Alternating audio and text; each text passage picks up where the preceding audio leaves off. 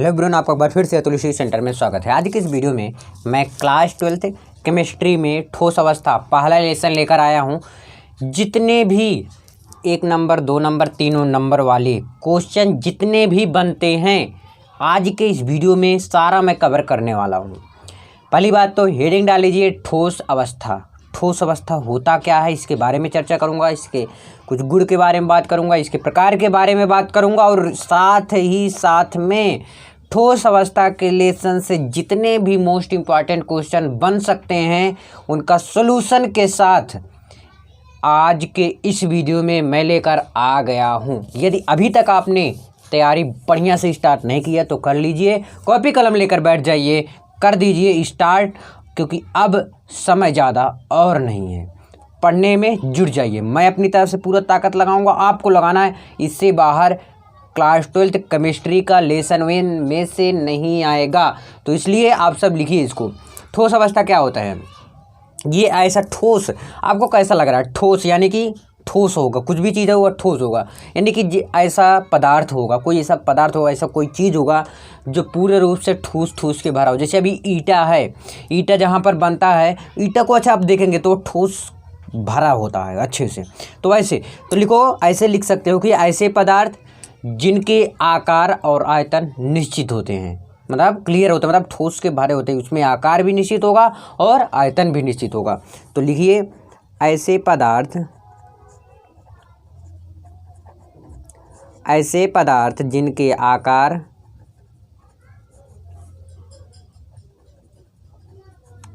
जिनके आकार और आयतन निश्चित होते हैं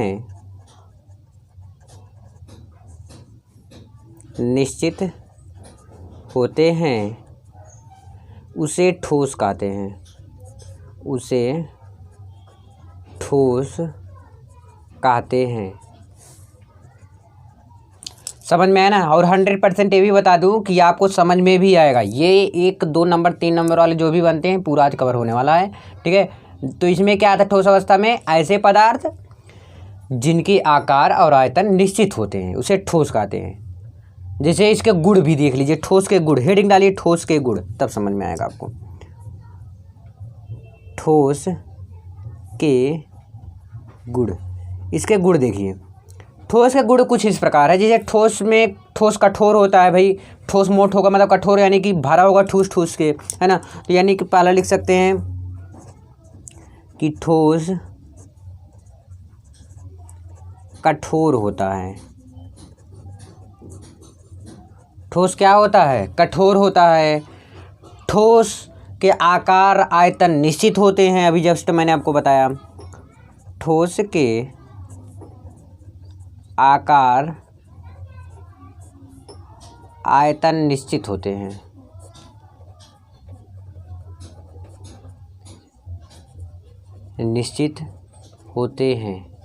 समझ में आया? ठोस के आकार आयतन क्या होते हैं? निश्चित होते हैं, यानी कि ठोस कठोर होता है, ठोस के आकार आयतन निश्चित होते हैं।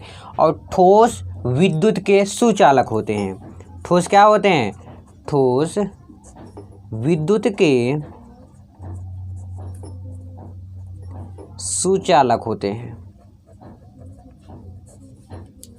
अब तो आप पहचान जाएंगे ये ठोस है कि नहीं है ना।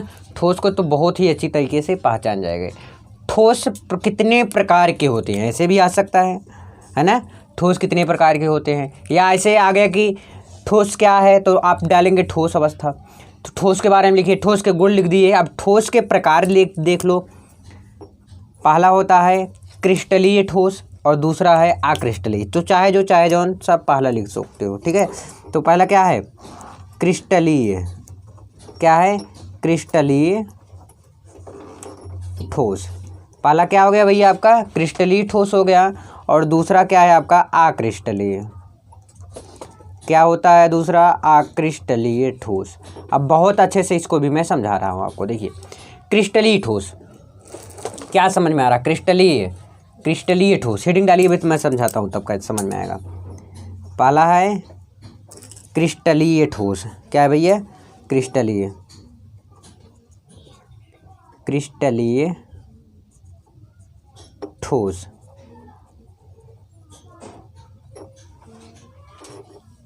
देखिए क्रिस्टलीय ठोस, क्रिस्टलीय ठोस क्या होता है? ऐसे ठोस जिनके कण एक निश्चित व्यवस्था से जुड़े होते हैं, उसे क्या कहते हैं? क्रिस्टलीय ठोस कहते हैं। जैसे ब्रोमाइड भी, ये Br हो गया, Ma हो गया, है ना, ये सब है। तो ऐसे ठोस लिखिए यार, बहुत आसान है ना। ऐसे ठोस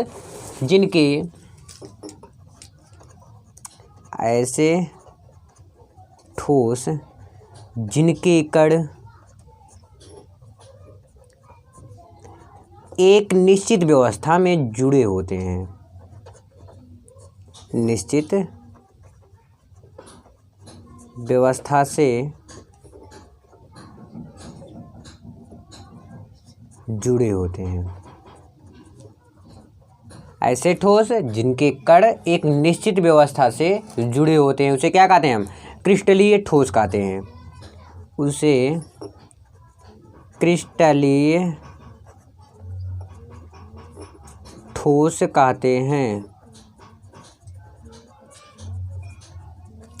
जैसे एग्जाम्पल के तौर पे, जैसे ब्रोमाइड मैंने आपको बताया, Ma हो गया, इसी प्रकार से ETC, ये क्या हो गया आपका? एक क्रिस्टलीय ठोस है। ऐसे कण जो एक निश्चित व्यवस्था से जुड़े होते हैं उसे क्रिस्टलीय ठोस कहते हैं। अब अक्रिस्टलीय बिल्कुल उल्टा, अगले पेज में चलो। देखिए मैंने आपको क्रिस्टलीय ठोस बताया, अक्रिस्टलीय बिल्कुल उल्टा। लेकिन इसके साथ में एक चीज़ मैं और जोड़ना चाहता हूँ, इसके गुण भी देख लो क्रिस्टलीय ठोस के, क्योंकि जब आप क्रिस्टलीय ठोस में हल ही गए हो तो उसके गुण भी देख लो। क्या दिक्कत है? कितना मिनट जाएगा आपका? ज़्यादा नहीं ना जा। तो लिखो क्रिस्टलीय ठोस के गुण। अब इसके हम साथ साथ में क्या देख लेते हैं, इसके गुण भी देख लेंगे, है आसान ना। देखिए अब इसको समझिए, इनमें कणों की एक निश्चित व्यवस्था होती है। पहली बात तो लिखो, इनमें कणों की एक निश्चित व्यवस्था होती है, एक निश्चित व्यवस्था होती है, व्यवस्था होती है। समझ में आ गया ना? क्रिस्टलीय ठोस क्या था? इनमें कणों की एक निश्चित व्यवस्था होती है। और दूसरा लिखिए, ये क्या होते हैं? ये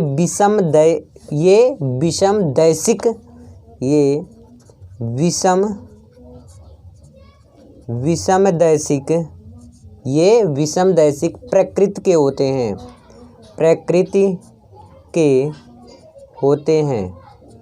ये भी पता हो गया आपको। और एक चीज़ इसमें देख लेते हैं, बस इतना तो बहुत है आपके लिए, है ना। यह किसी निश्चित ताप पर पिघलते हैं। लिखो, यह किसी निश्चित ताप पर पिघलते हैं,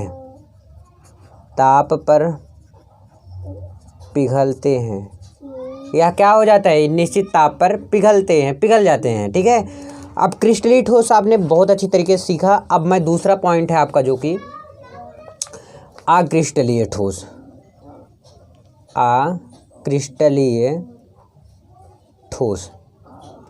अक्रिस्टलीय ठोस ये चीज़ क्या होता है? देखिए, ये वे ठोस होते हैं जिनके एक निश्चित क्रम में नहीं जुड़े होते हैं। क्रिस्टलीय ठोस क्या था? आपका निश्चित क्रम में जुड़े रहते थे, और ये निश्चित क्रम में नहीं जुड़े होते हैं। लिख लो, वे ठोस जिनके एक निश्चित क्रम में नहीं जुड़े होते हैं, या ऐसे भी कह सकते हैं, वे ठोस जिनके कण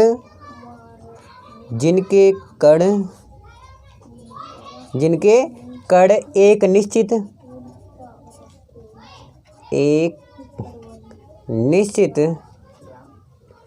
क्रम में नहीं जुड़े होते हैं।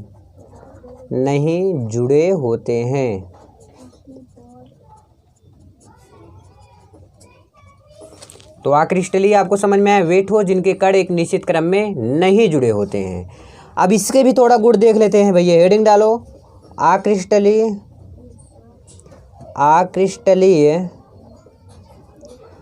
ठोस के प्रकार क्या? पहले गुण देख लेते हैं।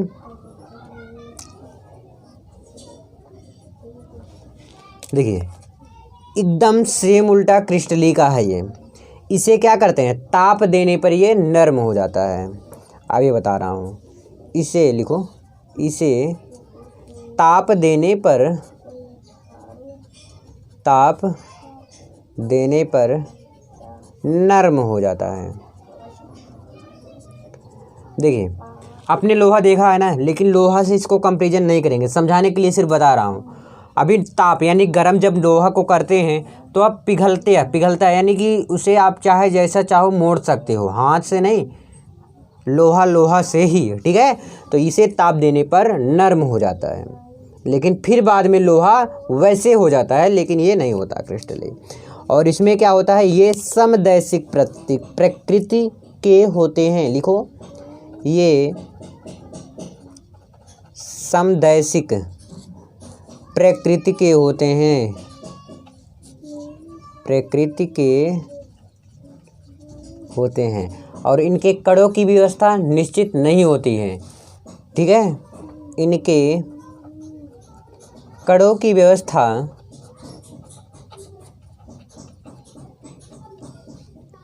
निश्चित नहीं होती है, निश्चित नहीं होती है। आई होप ज़रूर समझ में आया होगा ये तीनों भी आप सबको, ठीक है। अब देखिए, मैं अब क्रिस्टलीय ठोस के कुछ प्रकार हैं उसके बारे में भी मैं अगले पेज से चर्चा करता हूँ। चलो देखिए आगे क्या है आपका, मैंने बताया था अभी क्रिस्टलीय ठोस के अब प्रकार देखने चल रहे हो। क्रिस्टलीय ठोस के प्रकार, ठीक है। अब इसके प्रकार कितने होते हैं, इसके मुख्यतः चार प्रकार होते हैं। एक एक के बारे में चर्चा भी करूंगा और बताते भी चलूंगा। तो सबसे पहले हेडिंग डाल लीजिए आणविक ठोस, ठीक है। मैं एक एक बताते भी चल रहा हूँ साथ साथ में, नहीं तो पहले से मैं लिखूंगा नहीं ना, चारों नहीं तो लिखना पड़ेगा। आप सब चारों लिख देना पहले, फिर स्टार्ट करना एक से, लेकिन मैं ऐसा नहीं कर रहा हूँ। पहला क्या है आपका, आणविक ठोस। आणविक ठोस ये क्या होता है, ऐसा ठोस जो अणुओं से, देखिए यार इसमें समझ में आ रहा है, आणविक जो अणुओं से मिलकर बना होता है उसे हम क्या कहते हैं, आणविक ठोस कहते हैं। बस सिंपल सी बात है, लिख सकते हो इसको, अच्छा से लिखने चाहो तो लिख दो, ऐसे ठोस, ऐसे ठोस जो अणुओं से मिलकर बना होता है, मिलकर बना होता है, उसे हम क्या कहते हैं, उसे हम आणविक ठोस कहते हैं। लिख दो, उसे आणविक ठोस कहते हैं, आणविक ठोस कहते हैं। समझ में आ गया, उसे क्या कहते हैं, आणविक ठोस कहते हैं। यह बहुत कम ताप पर पिघल जाता है, यही है इसका। उसको थोड़ा ही ताप दिए हम, क्या हो जाएगा, पिघल जाएगा। जैसे I2 हो गया, CCl4 हो गया, ये सब है। लिख लो, लिखेंगे क्या, ऐसे ठोस जो अणुओं से मिलकर बना होता है उसे आणविक ठोस कहते हैं। यह लिखो, बहुत कम ताप पर पिघल जाते हैं, पिघल जाते, क्या हो जाते हैं, पिघल जाते हैं। जैसे एग्जाम्पल के तौर पे मैं CCl4 भी हो सकता है, I2 भी हो सकता है, आणविक ठोस, ठीक है। आणविक ठोस अणुओं से मिलकर बना होता है। अब दूसरा हेडिंग है आयनिक ठोस। अब ये आप बताओ किससे मिलकर बना होगा, सिंपल सी बात है यार, आयनों से मिलकर बना होगा, यहीं से समझ में आ रहा है। आयनिक ठोस यानी कि आयनों से मिलकर बना होगा, यानी कि अगर आप समझे ठीक से इसमें केमिस्ट्री में पहला लेसन, तो उसी क्वेश्चन में आपका आंसर हुआ है, ठीक है। तो आयनिक ठोस क्या होता है, ऐसे ठोस जो आयनों से मिलकर बने होते हैं, ऐसे ठोस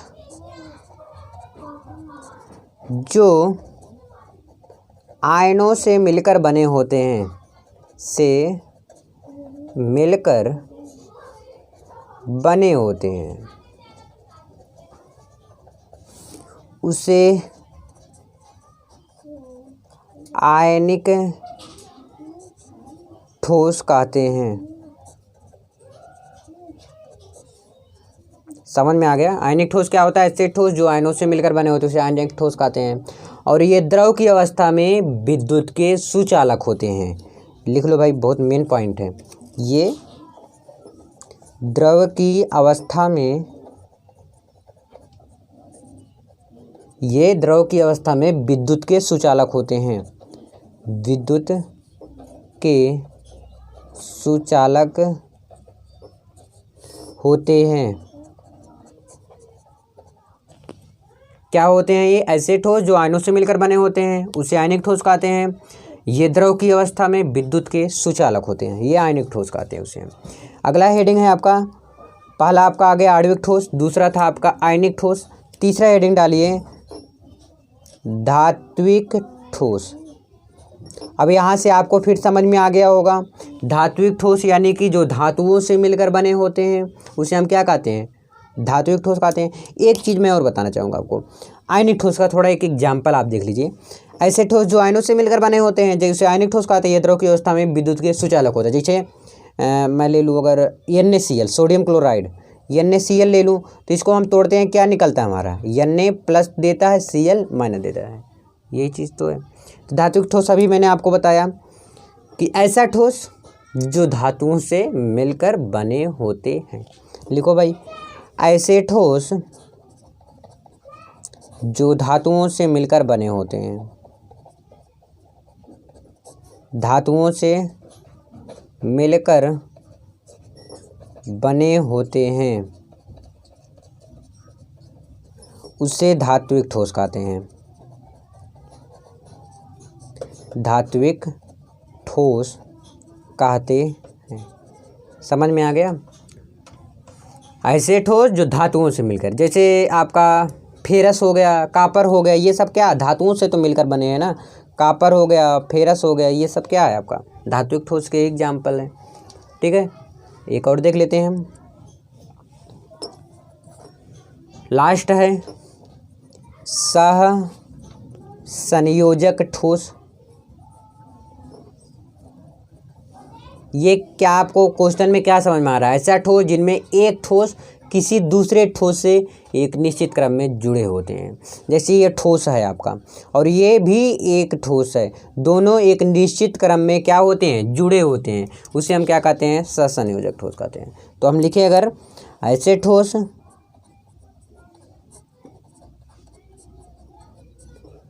जो या जिनमें जो एक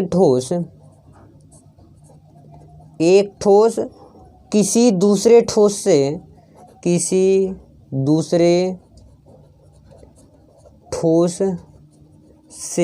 एक निश्चित क्रम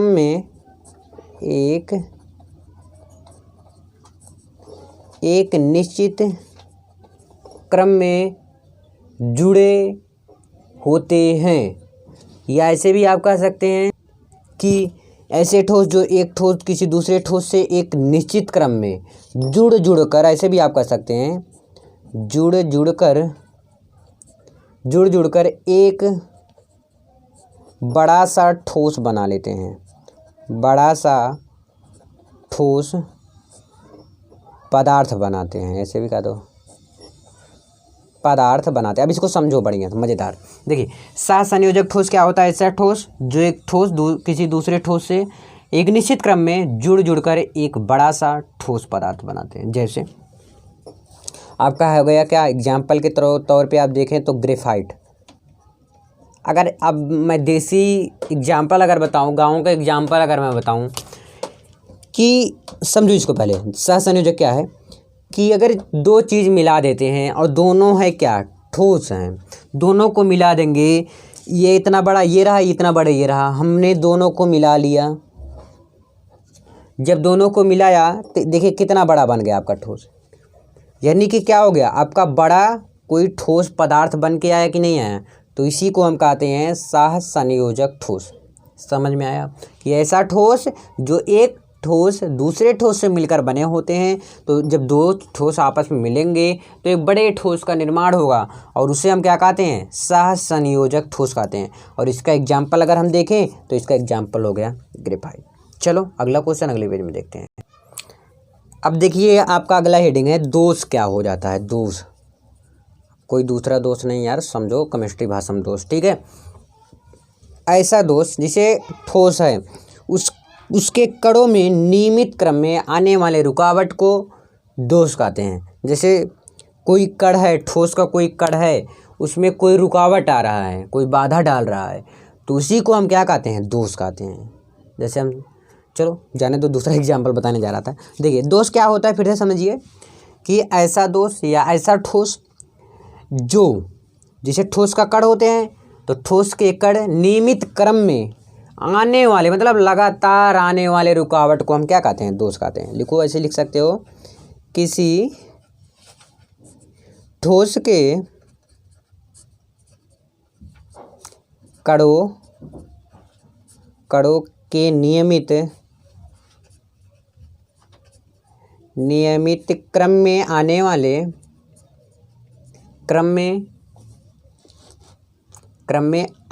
रुकावट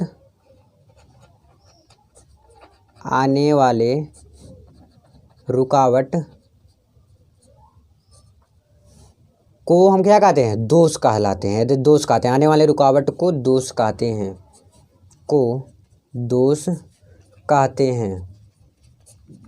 समझ में आ गया। दोष क्या होता है कि किसी ठोस के कणों के नियमित क्रम में आने वाले रुकावट को हम क्या कहते हैं, दोष कहते हैं। दोष दो प्रकार के होते हैं। अगर हम देखें तो दोष कितने प्रकार के होते हैं, दोष के प्रकार, तो दोनों के बारे में एक एक करके चर्चा भी करेंगे और दोनों को साथ में तो बताऊंगा नहीं, एक एक करके बताता रहूँगा। प्रकार है ना, देखिए दो दोष होते हैं। पहला है रस समीकरण दोष। रस, गन्ना के रस नहीं, केमिस्ट्री में रस है, रस समीकरण दोष। रस समीकरण दोष क्या होता है, ऐसा दोष जिसमें धनायन और ऋणायन की संख्या में कोई परिवर्तन नहीं होता। यानी कि रस समीकरण दोष में धन और ऋण में कोई परिवर्तन नहीं होगा, यानी कोई भी चेंज नहीं होगा, तो इसी को हम क्या कहते हैं, रस समीकरण दोष कहते हैं। लिखो, ऐसा दोष जिसमें धनायन और ऋणायन,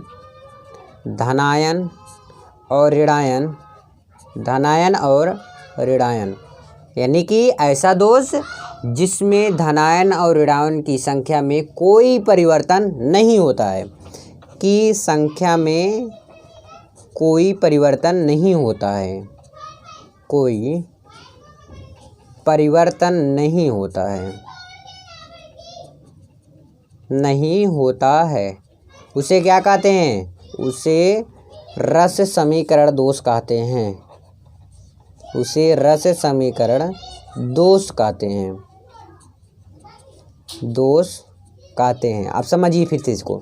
रस समीकरण दोष क्या होता है, ऐसा दोष जिसमें धनायन और ऋणायन की संख्या में कोई परिवर्तन नहीं होता है, उसे रस समीकरण दोष कहते हैं। समझ में आया। अब एक है रस और दूसरा है अरस। सिर्फ आ लगा दोगे बस वही हो जाएगा। तो अरस समीकरण दोष, ये कौन सा दोष है, इसको भी बहुत अच्छे समझेंगे। और पानी उन्हें पी लो यार, तैयार रहो, फिर से लगभग आधे घंटे होने वाले हैं ना, तो इसलिए थोड़ा आप सब दिमाग को हल्का करो, पानी पियो, फिर समझ में आएगा। पहले इसको देख लो, रस समीकरण दोष, फिर इसके बाद जो रहेगा बहुत इंपॉर्टेंट है और उसको बढ़िया से देखिएगा। अरस समीकरण, ये सब नहीं आएगा कि दोष के प्रकार बताओ, रस समीकरण दोष है, अरस समीकरण, बस सिर्फ समझा रहा हूँ, क्योंकि अभी मैं रस समीकरण दोष के अभी प्रकार बताऊँगा आपको। 4 प्रकार हैं, और वो जो चारों प्रकार हैं कतई मैं बताऊँगा तो बहुत ज़्यादा इम्पॉर्टेंट है, और इसीलिए मैं सिर्फ इसको बता रहा हूँ, नहीं तो मेरा कोई नहीं था बताने के लिए कि ज़रूरी आपको याद कराऊँ। आप चाहे तो ना याद करें, लेकिन याद रखना कि रस समीकरण दोष के प्रकार नहीं ऐसे डायरेक्ट पूछेगा, लेकिन होते हैं 4। कभी कभी हो जाता है ना, एग्ज़ाम में आ जाता है क्वेश्चन, लेकिन हम उसको पढ़े रहते हैं, लेकिन वहाँ पर उसी का आंसर ये हम नहीं समझ पाते कि जो मैं पढ़ा हूँ उसका ही आंसर इसमें लिखना है, तो ये दिक्कत हो जाता है। तो इसीलिए मैं पूरा प्रयास कर रहा हूँ। कभी कभी आ जाता है कि रस समीकरण दोष के प्रकार बताओ, तो आप क्या कहेंगे, तो रस समीकरण दोष के भी जो मैं प्रकार जो बताऊँगा उसको बताएंगे, नहीं तो ज़्यादातर चांस रहता है कि आपको पूछ लेता है कि दोष का डायरेक्ट प्रकार का नाम ही पूछ लेता है, किसी को बता दो, एक्सप्लेन कर दो, ठीक है। तो इसीलिए मैं सभी चीज़ें कवर कर रहा हूँ, जिससे कि आपका एक भी नंबर इधर उधर भागे ना, पकड़ो उसे, ठीक है। अब देखो अरस, ये सेम उल्टा है, क्या है? ऐसा दोष जो धनायन तथा ऋणायन, ठीक है, धनायनों तथा ऋणायनों ऐसे भी कह सकते हैं, धनायन और ऋणायन। ऐसा दोष जो धनायन तथा ऋणायन की संख्या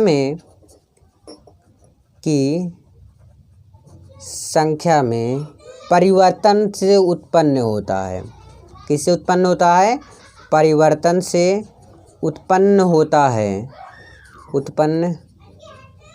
है उसे आरस समीकरण दोष कहते हैं। उसे आरस समीकरण दोष कहते हैं। ठीक है, अब देखिए रस समीकरण दोष के प्रकार बहुत ज़्यादा इंपॉर्टेंट, प्लीज़ यार इसकी बिल्कुल भी मत करिएगा। हेडिंग डालो रस समीकरण दोष। ये क्या है? रस समीकरण दोष। इसमें 4 पॉइंट बताएंगे। षटकी दोष यानी कि 4 हेडिंगें हैं। कभी कभी पूछता है रस समीकरण दोष के प्रकार बताओ ना, तो इसके कितने प्रकार हैं? 4 प्रकार है। पहला है आपका षटकी दोष, चाहे जो आगे पीछे आप सब लिख देते हो कोई दिक्कत नहीं है। पहला हो गया षटकी दोष। दूसरा हो गया आपका रिक्तिका दोष। पहला क्या है आपका? षटकी दोष, दूसरा है रिक्तिका दोष और तीसरा है फ्रेंकल दोष और चौथा यानी कि लास्ट है आपका अंतराकाशी दोष। कौन सा दोष? अंतराकाशी दोष। तो इसीलिए बार बार मैं बता रहा हूँ कि आ सकता है कभी कभी कि रस समीकरण दोष के प्रकार बताओ, तो ये प्रकार बताना पड़ेगा चारों और उसके बारे में एक्सप्लेन करना पड़ेगा, और जो कि मैं अभी बताने वाला हूँ आपको। और कभी कभी ऐसे पूछता है, ज़्यादा चांसेस में ऐसे पूछता है कि षटकी दोष, फ्रेंकल दोष बताओ, रिक्तिका दोष बताओ, अंतराकाशी दोष, ऐसे पूछता है ज़्यादातर। यानी कि अगर मैं 100 में मानूँ तो 100 में 85% से ज़्यादा यानी कि 90 अगर आप समझे तो बेटर रहेगा। 90% इस तरह पूछेगा कि षटकी दोष बताओ, रिक्तिका दोष बताओ, फ्रेंकल दोष बताओ, अंतराकाशी दोष। बहुत कम चांस में ऐसे पूछता है कि रस समीकरण दोष के प्रकार बताओ। तो यानी कि आप सबको ये चारों तो आता रहता है, लेकिन आपको कोई ये नहीं बताया रहता कि रस समीकरण दोष के ही ये प्रकार हैं। तो इसीलिए मैं आपको ये बता रहा हूँ। ठीक है, आई होप कि आप सब समझे होंगे।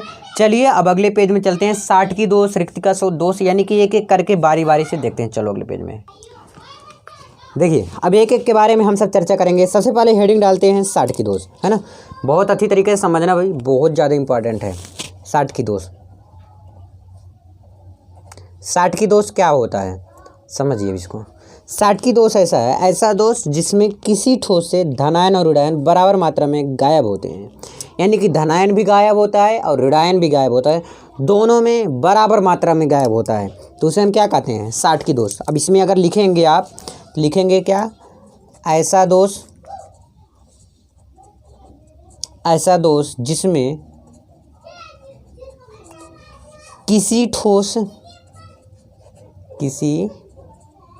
किसी ठोस से धनायन, मैंने क्या बताया कि ऐसा दोष जिसमें किसी ठोस से धनायन और ऋणायन बराबर मात्रा में गायब होता है, बराबर मात्रा में गायब होता है, गायब होते हैं या होता है ना, होता है। तो इस दोष को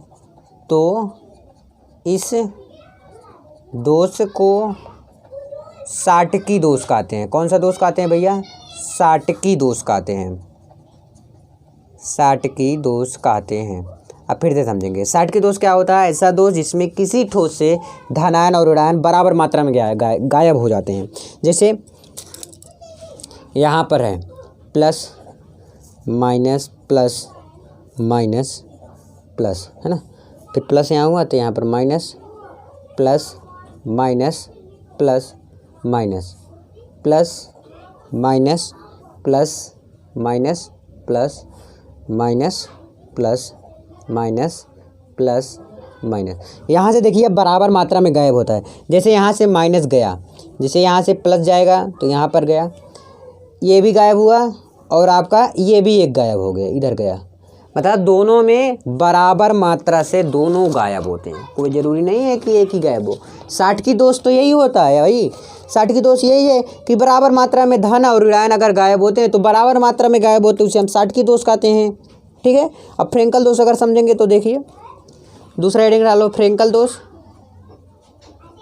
फ्रेंकल दोष ये एक ऐसा दोष है कि ऐसा दोष जिसमें कोई अतिरिक्त धनायन अंतराकाशीय स्थान ग्रहण कर लेता है। जैसे कोई स्थान खाली है और वहीं पे जाके धनायन, ये याद रखना ऋणायन नहीं धनायन गायब होता है सिर्फ इसमें, तो लिखेंगे क्या, ऐसा दोष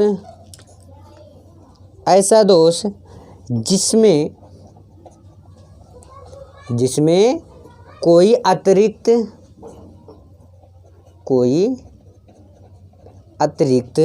धनायन अंतराकाशी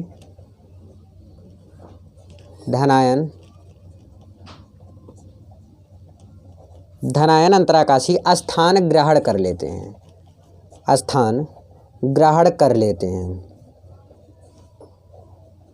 कर लेते हैं या लेता है ना, इस दोष को फ्रेंकल दोष कहते हैं, फ्रेंकल दोष कहते हैं। समझ में आ गया? ऐसा दोष जिसमें कोई अतिरिक्त धनायन अंतराकाशीय स्थान ग्रहण कर लेता है, इस दोष को फ्रेंकल दोष कहते हैं। आई होप कि आप सबको फ्रेंकल दोष समझ में आ गया होगा कि ऐसा दोष जिसमें कोई अतिरिक्त धनायन और अंतराकाशीय स्थान ग्रहण कर लेता है, यानी कि कोई जगह खाली है तो वहाँ पर कोई धनायन जाके अपना स्थान स्थगित कर लेता है, चला जाता है, ऐसे भी कर सकते हैं। देखिए डायग्राम के हिसाब से समझाता हूँ तब समझ में आएगा आपको। Plus minus plus minus plus, ठीक है। अब यहाँ पर क्या हो जाएगा आपका, minus plus minus plus minus plus minus plus minus plus, ऐसे ले लेना, बस मैं इतना ही ले रहा हूँ। जैसे ये जगह है, ये प्लस यहाँ कहीं पे आके आ जाता है, सेट हो जाता है। ये देखो कहीं यहाँ पर आके सेट हो जाता है, यहाँ पर, तो ये धनायन यहाँ पर आ जाएगा, ये वाला तो धनायन यहाँ से हट जाएगा ना, तो ये धनायन यहाँ देखिए जगह खाली था, यहाँ पर आके बस गया। तो फ्रेंकल दोष तो यही होता है भाई कि धनायन जाके अपना कोई अंतराकाशी दूसरी जगह पर सेट हो जाए या स्थापित हो जाए या स्थापित हो जाए या स्थगित हो जाए, अंतराकाशी हो जाए, इसी को हम क्या कहते हैं, फ्रेंकल दोष कहते हैं। अब यहाँ से ये गायब होकर यहाँ पर आके स्थापित हो गया, स्थगित हो गया, इसे हम क्या कहते हैं, फ्रेंकल दोष कहते हैं। अगला हेडिंग है आपका अंतराकाशी दोष। अगला हेडिंग क्या लिखेंगे, तीसरा अंतराकाशी दोष। ये कैसा दोष है समझिए इसे, ऐसा दोष जिसमें कुछ कण अपने निश्चित स्थान से उठकर एक अंतराकाशीय स्थान ग्रहण कर लेते हैं। समझ नहीं है, लिखो अभी समझाता हूँ। लिखो, ऐसा दोष जिसमें कुछ कण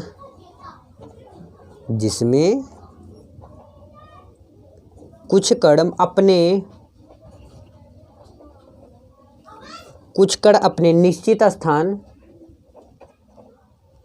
लिखिए, ऐसा दोष जिसमें कुछ कण अपने निश्चित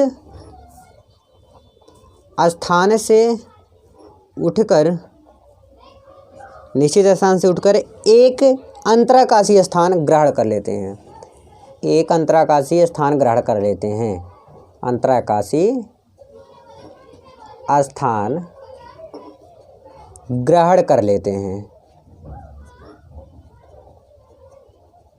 क्या कर लेते हैं, अंतराकाशीय स्थान ग्रहण कर लेते हैं। इसे ही हम क्या कहते हैं, अंतराकाशी दोष कहते हैं। जैसे बताऊंगा ना, प्लस माइनस लिख के तो आपको समझ में आएगा। Plus minus plus minus plus minus plus minus plus minus plus minus plus minus plus, एक यहाँ पर, अभी एक यहाँ पर भी बताना पड़ेगा। देखिए, अब ये स्थान यहाँ पर हमारा क्या था, प्लस था, ये वाला कहीं आके यहाँ पर सेट हो गया प्लस। ये तो अब बोलोगे भाई ये तो फ्रेंकल दोष हुआ। नहीं, रुको, क्यों घबरा रहे हो, अभी देखो। अब अगला मैं बता रहा हूँ, यहीं पर ये भी plus minus plus minus plus minus plus minus plus minus plus minus plus minus plus. अब यहाँ से भी ये माइनस जो है गायब होके कहीं यहाँ पर आके सेट हो जाता है। समझ में नहीं आया? तो आप इसको पढ़ के अगर बताऊँ तो आपको समझ में आएगा। ऐसा दोष जिसमें कुछ कण अपने निश्चित स्थान से उठकर एक अंतराकार, कुछ कण यानी कि चाहे वो धनायन भी हो सकता है या क्या हो सकता है, चाहे ऋणायन भी हो सकता है। तो ये देखिए धनायन भी यहाँ से आके यहाँ पर आगे बस गया। चाहे धनायन हो या ऋणायन हो, अपना स्थान छोड़कर कहीं दूसरी जगह पर जाके सेट हो जाता है, उसे हम क्या कहते हैं, अंतराकाशी दोष कहते हैं। यानी कि आपने बहुत ही अच्छी तरीके से 3 दोष को जाना। एक है आपका रिक्तिका दोष। रिक्तिका दोष अगले पेज में चलो करते हैं फटाक से। देखिए ये क्या है आपका रिक्तिका दोष। ये ऐसा दोष होता है जिसके में ठोस के कण अपने निश्चित स्थान से गायब हो जाते हैं। लिखो ऐसा ठोस कह सकते हैं, ये तो दोष है ना। तो ऐसा दोष, कैसा दोष, ऐसा दोष जिसमें ठोस के कण, ध्यान से रखिएगा, ठोस के कण है, ठीक है, रखिएगा, क्या ध्यान दीजिएगा। ठोस के कण अपने निश्चित स्थान,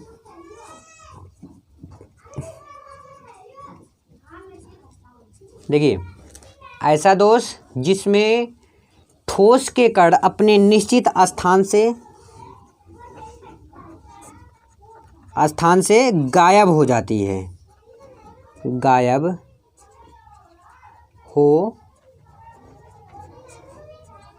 हो जाती है। इसी दोष को रिक्तिका दोष कहते हैं।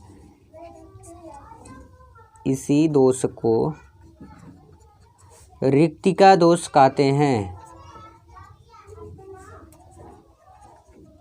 रिक्तिका दोष कहते हैं। रिक्तिका दोष क्या होता है? ऐसा दोष जिसमें ठोस के कण अपने निश्चित स्थान से गायब हो जाते हैं, चले जाते हैं। जैसे मान लेते हैं ये कण है आपका, ठीक है, अब ये क्या होगा, यहाँ आ गया एक यहाँ पर आ गया, यही तो है। जैसे आपका एग्जाम्पल के तौर पे अगर मैं समझूँ तो सोडियम क्लोराइड हो गया, NaCl हो गया, AgBr हो गया, ब्रोमाइड। ये रहे दोष के कुछ प्रकार। अब मैंने आपको जितने भी दोष थे सबके बारे में चर्चा कर लिया, ठीक है। तो यानी कि आपका दोष भी खत्म हो चुका है। अब आपका आ जाता है कि एकक कोष्टिका के बारे में, ठीक है। तो लिखिए, हेडिंग डालिए, एकक कोष्टिका के प्रकार। ये भी इम्पॉर्टेंट बहुत ज़्यादा है, याद करिएगा बढ़िया से। हेडिंग डालिए फटाक से, क्या डालेंगे, एकक कोष्टिका के प्रकार। ध्यान से भाई समझिएगा। अगर कोई भी आपको प्रॉब्लम होता है तो प्लीज़ यार कमेंट करके ज़रूर बताइएगा, और फिर मैं या तो कमेंट में आंसर दूंगा या तो कुछ ना कुछ तो मैं करूँगा ही ना। देखूंगा आप सबका कि अगर ज़्यादा लोग का रहेगा तो उसी हिसाब से फिर से उसको बताने का प्रयास करूँगा, ठीक है। हेडिंग डालिए, एकक कोष्टिका के प्रकार, ऐसे आ जाएगा, ठीक है। तो यह 2 प्रकार के होते हैं, 2 प्रकार के होते हैं। दोनों प्रकार के बारे में चर्चा कर रहा हूँ डायरेक्ट, और लिखता नहीं हो दोनों, ठीक है। पहला लिखिए, पहला है आपका आद्य एकक कोष्टिका।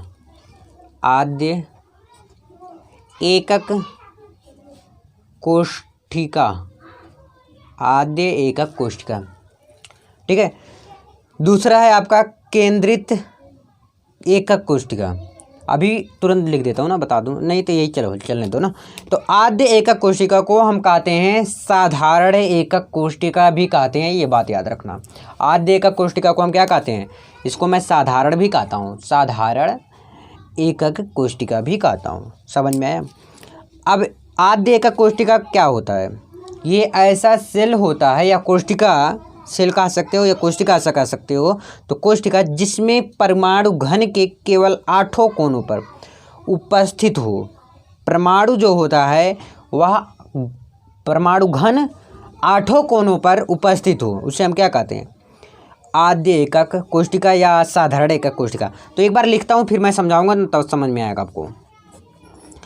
ऐसा सेल या कोष्टिका, सेल या कोष्टिका, ऐसा सेल या कोष्टिका जिसमें परमाणु या जिसके परमाणु ना, ऐसे भी कह सकते हैं, जिसमें परमाणु, जिसमें परमाणु घन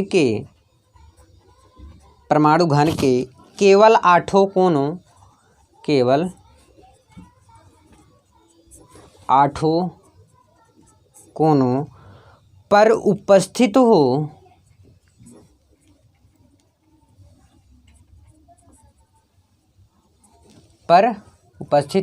देख सकते हैं। ऐसा सेल या कोशिका जिसमें परमाणु घन के केवल 8 कोनों पर उपस्थित हो, ऐसी संरचना सरल एकक कोशिका कहलाती है। ऐसी संरचना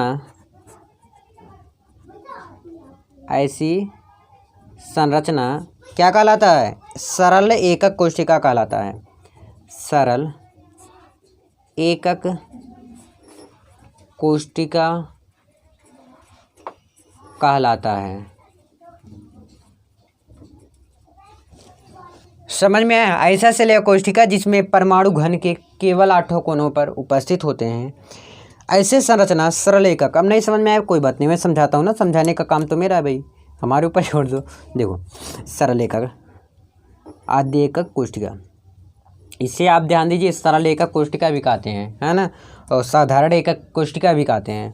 तो एक घन बनाओ, इसमें 8 कोना तो होगा ही, ठीक है, कुछ ज़्यादा ही बना दिए बड़ा, चलो कोई बात नहीं। ये घन हुआ आपका।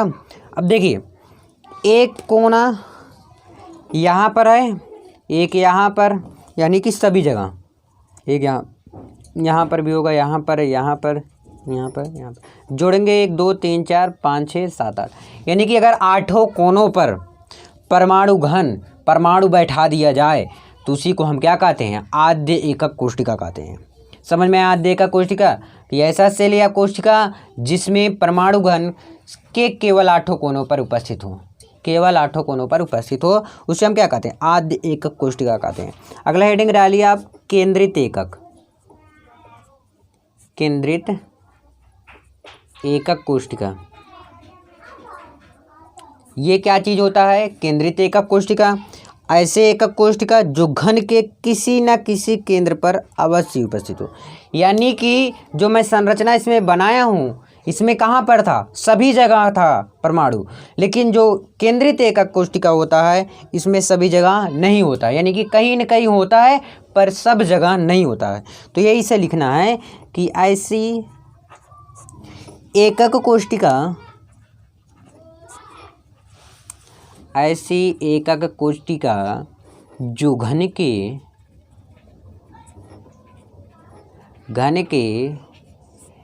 किसी ना किसी केंद्र,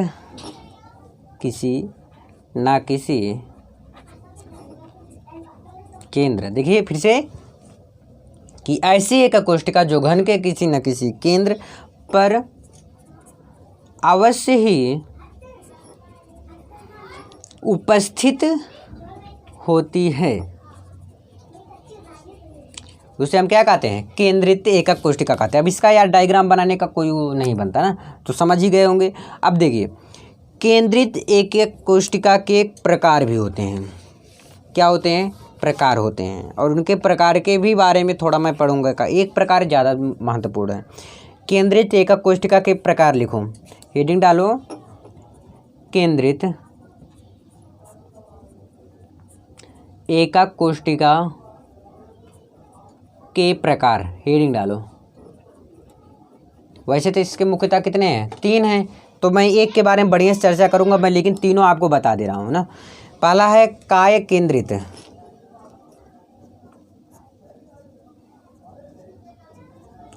काय केंद्रित एकक कोशिका जोड़ देना, ठीक है। दूसरा है आपका फलक केंद्रित, फलक केंद्रित एकक कोशिका, ठीक है, लिख देना भाई। अगला है, लास्ट है अंत,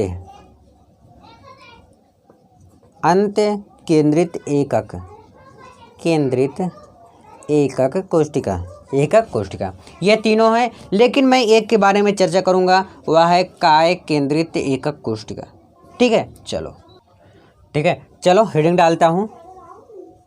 पहला, काय केंद्रित एकक कोशिका, ये क्या चीज़ होता है? ऐसा एक कोष्टिका जिसमें परमाणु के कोनों के साथ साथ घन के केंद्र पर भी उपस्थित होता है, इसे हम क्या कहते हैं? यार अगर मैं देखूं सही से तो क्वेश्चन में ही आंसर छुपा है। क्या है? केंद्रित। काय केंद्रित यानी कि घन पे सभी कोनों पर रहेगा ही, एक बिचौओं में भी फाट पड़ा है, उसे हम क्या कहते हैं? काय केंद्रित एक कोष्टिका। लिखते हैं ना फटाक से। ऐसा एकक कोष्टिका जिसमें परमाणु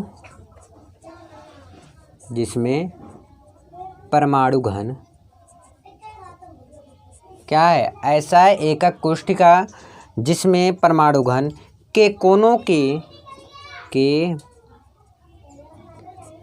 के साथ साथ घन के केंद्र पर भी उपस्थित होता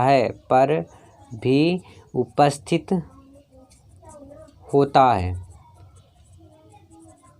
उसे क्या कहते हैं? काय केंद्रित एकक कोष्टिका कहते हैं। होता है या होना चाहिए, इसे भी कह सकते हैं आप ना। तो इसका हम डायग्राम बनाएंगे, इसका भी कुछ इस प्रकार से बनेगा। छोटे में बनाना चाह रहा हूँ ना।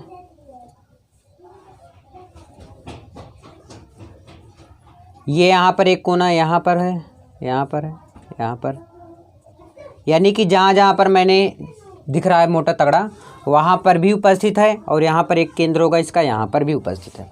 इसी को हम क्या कहते हैं? काय केंद्रित एकक कोष्टिका। यानी कि ऐसा एकक कोष्टिका जिसमें परमाणु घन के कोनों के साथ साथ, मतलब कुल कोने पर रहेगा ही, 8 कोनों पर, और बिचौओं में भी एक फाट पड़ा है, उसे हम क्या कहते हैं? काय केंद्रित एकक कोष्टिका कहते हैं। देखिए बात आ जाती है अब रिक्ति क्या होता है। रिक्ति, हेडिंग डालो रिक्ति। रिक्ति क्या है? रिक्ति क्या है? तो देखिए, जब ठोस कणों को व्यवस्थित किया जाता है, क्या?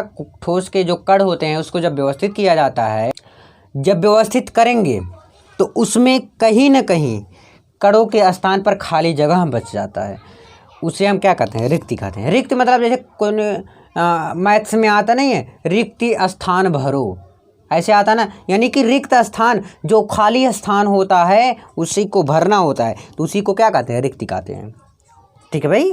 तो उससे यही भाषा इसमें भी, कि जब ठोस के कणों को व्यवस्थित किया जाता है, जब ठोस के कण भाई इधर उधर छितरान रहेंगे, तो उसको अगर हम व्यवस्थित करेंगे तो कहीं ना कहीं जगह खाली होगा ही, और जहाँ जगह खाली होगा उसे हम क्या कहेंगे? रिक्ति कहेंगे। लिखते हैं ना।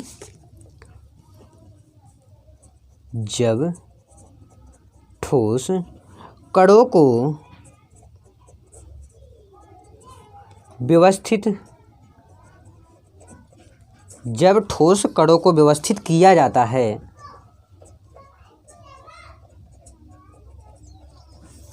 जब ठोस कणों को व्यवस्थित किया जाता है तो उनके कणों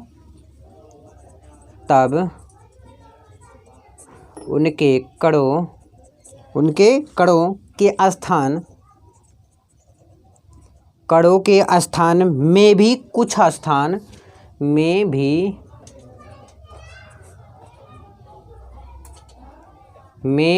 कुछ स्थान रिक्त या खाली होता है। रिक्त या खाली होता है, इसी को हम क्या कहते हैं? रिक्ति कहते हैं। मैंने आपको बताया यार कि जैसे ठोस का कण है उसको हम व्यवस्थित करेंगे तो कोनो स्थान खाली होगा ही या जगह बचेगा, उसी को हम क्या कहते हैं? रिक्ति कहते हैं। अब रिक्ति के भी प्रकार होते हैं, चतुष्फलकी, अष्टफलकी। कौन कौन से प्रकार होते हैं? 2 प्रकार के होते हैं। एक है चतुष्फलकीय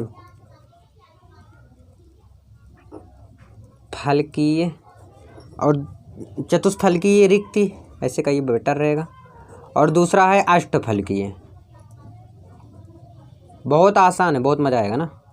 अष्टफलकीय रिक्ति, चतुष्फलकीय और अष्टफलकीय। चतुष्फलकीय क्या होता है? ध्यान समझिए। तो मैं हेडिंग डालता हूँ क्या पाला? चतुष्फलकीय। चतुष्फलकीय चतुष्फलकीय रिक्ति, चतुष्फलकीय रिक्ति। ध्यान समझिए, चतुष्फलकीय, इसमें आपको क्या लग रहा है? चतुष यानी कि चार, चतुष लग रहा है चा से चार होता है, चा से चतुष्फलकीय होता है। तो अगर इसको हम समझेंगे कि अगर मैं तीन गोला है, कितने गोले हैं? तीन गोले को मैं सटा कर रखा हूँ, तीन गोले को सटा कर रखा हूँ और बीच में भी एक गोला बना देता हूँ, तो कितने गोले हो गए? 1 2 3 4, कितने गोले हुए? चार ना, चार गोला हुए ना। तो इसी को हम क्या कहते हैं? चतुष्फलकीय कहते हैं। ये जो चौथा गोला रखते हैं हम, जैसे तीन गोला है आपस में सटाकर सभी को रखा गया है, इसी में एक गोला और बना देते हैं बीच में, और इसी को हम क्या कहते हैं? चतुष्फलकीय कहते हैं।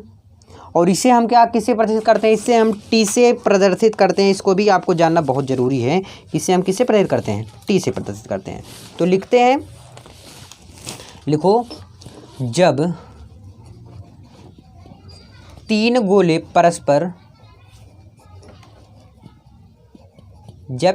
परस्पर सटा कर रखे हों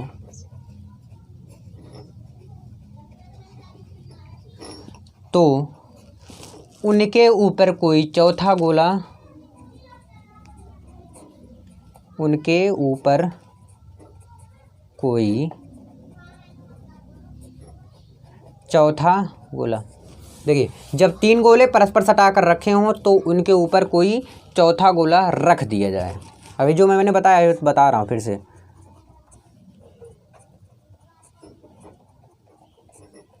जाए तो उसे हम क्या कहते हैं? उसे चतुष्फलकीय रिक्ति कहते हैं, चतुष्फलकीय रिक्ति कहते हैं।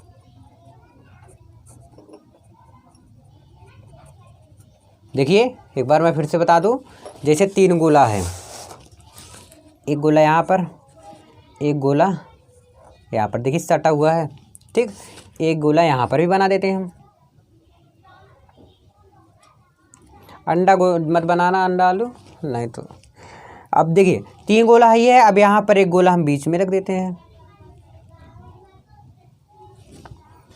अब ये जो बन रहा है, रिक्तियाँ जो बन रही हैं, ये सब, इसी को हम क्या कहते हैं? चतुष्फलकीय रिक्ति कहते हैं। इसे हम क्या कहते हैं? चतुष्फलकीय रिक्ति। आई होप समझ में जरूर आया होगा। अष्टफलकीय अगले पेज में, चलो देखते हैं फटाक से। चतुष्फलकीय तो आपको समझ में जरूर आया। अब आ गया बात अष्टफलकीय। अब इसमें क्या आपको समझ में आ रहा? अष्टफलकीय यानी कि कितना होगा? 8 होगा।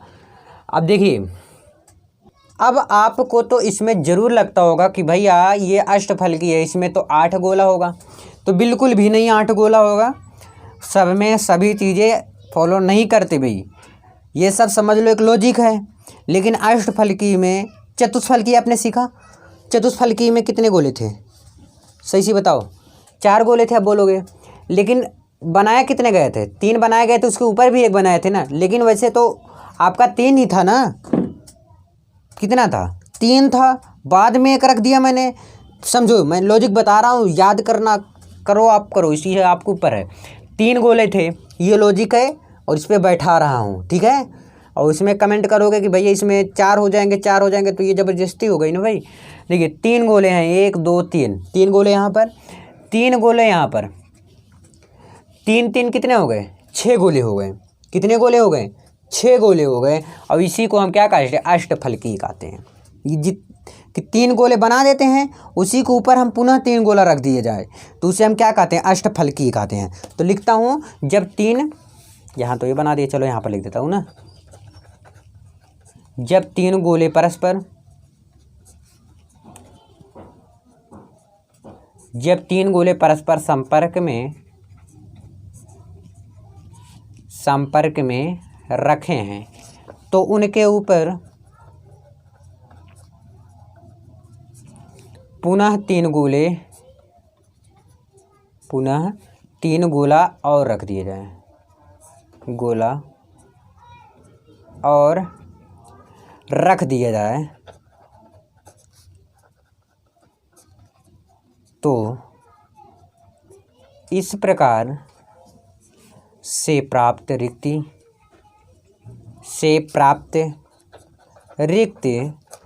अष्टफलकीय रिक्ति कहते हैं। अष्टफलकीय रिक्ति कहते हैं, जो कि मैंने आपको समझाया है। जैसे 3 गोला है, ध्यान समझिए यार, आराम से बता रहा हूँ ना, कोई दिक्कत नहीं है। 3 गोला है, अब इसमें डायरेक्ट आप समझ लो उसका दुगुना है। 3 गोला उसमें था, एक बाद में लगाए थे ऊपर से ना। 1 गोला, 2 गोला,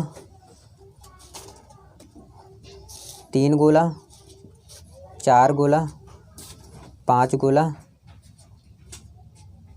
6 गोला। इसको अच्छे से आपको बना देना है, गोल में बनाना बढ़िया से। ये 6 गोले हो गए ना, इसी को हम क्या कहते हैं, अष्टफलकीय रिक्ति कहते हैं। और इसी के साथ आपका ये आज का सब्जेक्ट का पहला लेसन ठोस अवस्था, इससे बाहर कुछ नहीं पूछना चाहिए उनको भी। और मैं बता दूं आपको कि मैं क्लास 10th और 12th की हर एक सब्जेक्ट की तैयारी करा रहा हूं। यदि आप चैनल पर फर्स्ट है तो प्लीज़ चैनल को सब्सक्राइब करके बेल आइकन प्रेस कर लें, जिससे कि आने वाला हर एक वीडियो का नोटिफिकेशन सबसे पहले आप तक पहुंचे। चलो जाओ फोड़ो, और फिर मिलते हैं नेक्स्ट वीडियो में, तब तक रहना तैयार। बाय।